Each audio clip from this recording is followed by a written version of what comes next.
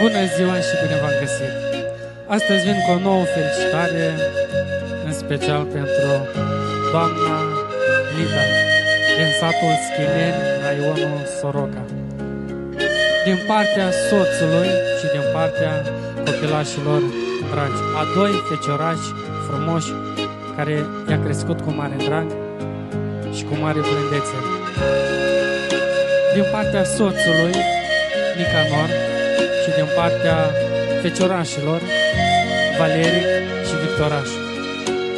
Avem niște cuvinte frumoase de felicitare, în special pentru doamna Lida.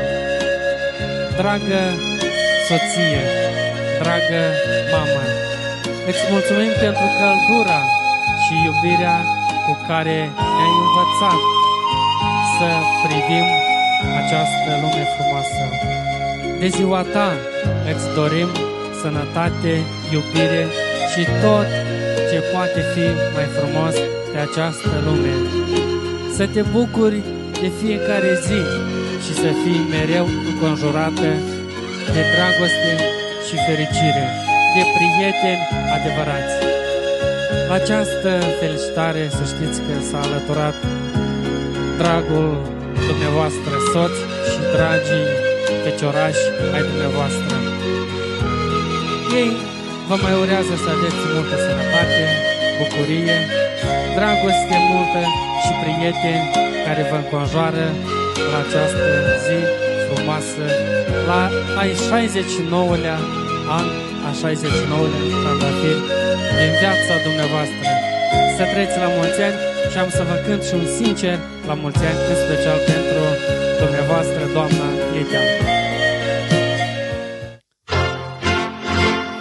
Mulți ani trăiască, la mulți ani. Mulți ani trăiască, mulți ani trăiască, la mulți ani. Mulți ani trăiască, mulți ani trăiască, la mulți ani. Dar cine să trăiască, cine să trăiască, la mulți ani. Mulți ani trăiască, mulți ani trăiască, soția mea să trăiască, la mulți ani trăiască, soția mea să trăiască, la mulți ani trăiască. Dar cine să trăiască, dar cine